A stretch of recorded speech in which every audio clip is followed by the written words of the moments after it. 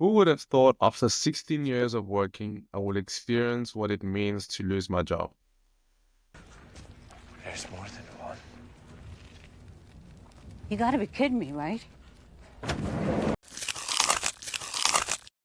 Welcome to another episode of Marula Bytes. I'm Dr. Paulin Kantue, and we share the news that are affecting the daily lives of Africans. So I'm in the middle of a shop, and as we speak, there was an announcement that each and every single Lilium employee, including myself, is trying to digest and trying to figure out what that means. Essentially, this week, it was a public announcement made by the Lilium Corporation that essentially gave Lilium the indication that they will be filing for insolvency. For some of you who are not familiar with the term, it essentially means Lilium has declared bankruptcy. And because of that, there are proceedings that will affect the lives of every single person that relies on Lilium's financial status, including myself. So here I am, about to potentially lose my job in the next few months. This is something that I wanted to talk to you about, if especially for those who have had a similar encounter in their lives or feel like the things are not quite right at work and things are about to unfold.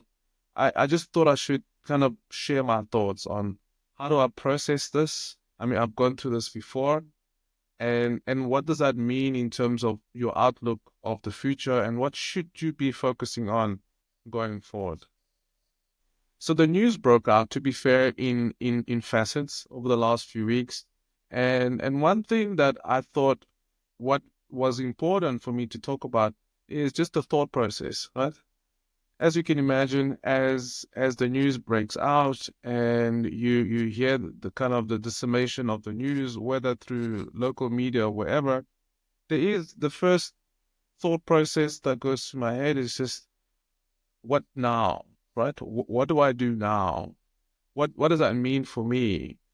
And that sense of helplessness can really drive a lot of people crazy, including myself, especially the first time I went through this about 2008, 2010, to be fair, where I was still a young engineer. I had no clue what it means to go in South Africa. They call it Chapter 11, I think in the US.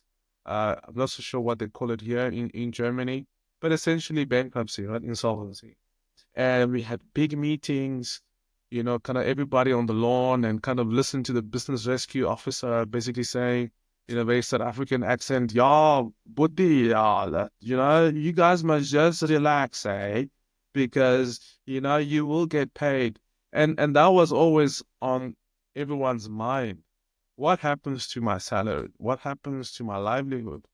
What happens to me being able to sustain my standard way of living for my family, for my kids, for my parents? For some of us who are Africans, our families doesn't just reside here. It resides, back at home, whether for me, for example, Cameroon, we're supporting my parents, or for others could be Kenya or Zimbabwe. So some of the friends that I know in Lilium who are from Zim or Nigeria, so the impact of such a statement, the impact of such a company has ripple effect multiple levels down the line, especially for Africans that are working in tech. So the thought process matters. The thought process of what do I do now? How should I think about my position now matters. So I have a couple of points I really wanted to share. But before I do that, just remember that life happens, right? Life happens to the best of us. When I joined Lilium, I think every single person who joined Lilium had this grand scheme of really seeing this amazing aircraft, which by the way can still happen, potentially in a different form. But that was the thought process, the kind of the dreamy part when you join a company as revolutionary as Lilium. And and so it is with sadness that when these things happen, because unfortunately we go into the negative aspect of our thought process. I'm thinking about, did I waste my time? Kind of all these long hours. Was it all for nothing? Should I potentially have done something else? So a lot of things go through one's mind, and it's important to catch those thoughts and really rephrase kind of the question. And I would like to rephrase the question that I've done for me, and I want to share with you. So instead, now that I've learned, right? I mean, you kind of learn through experience, but instead of kind of going through a mindset of, man, time is not on my side. What can I do? What should I do? Should I tell everyone? I think the first mindset that really recalibrates is to start with the things that are impacted the most and only deal with those things. For example, here in Germany, probably the biggest impact of your salary is your rent. And the idea of having to deal with everything else just makes the problem more unmanageable than what it should be. And so it's to really start dealing with the high impact areas. What does that mean for rent? Did I have enough of my savings? How long can I last on my savings to pay for it? Should I speak to my landlord? What are my rights regarding my rent or the bond or whatever the case may be in your situation? And really deal with that high impact first, high impact item first. Because when you're able to do that, then at least it frees up for you to have the capacity to think about the rest of the things that you have to deal with, like insurance and car payments and childcare and groceries and so forth. But if you don't deal with the high items or high impact items first, you really end up having this kind of everything is a priority and everything is an emergency mode. And that really brings your thought process on stress and impulsive thinking, which essentially results in you quitting your job before you have to, or resulting in you having really tough conversations with your wife, with your spouse, and that is not constructive during this time. Calm should be the order of the day. Methodical kind of handling of your finance should be the order of the day, and communication should be the order of the day.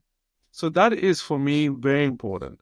Really take the time, sit down, digest, keep digesting, and you should think you've digested enough, digest again, and then kind of figure out what is more important right now for me to have a handle on or for me to have a plan for, and really start tackling with that. Having said that, it is not easy, right? Being in a situation like this,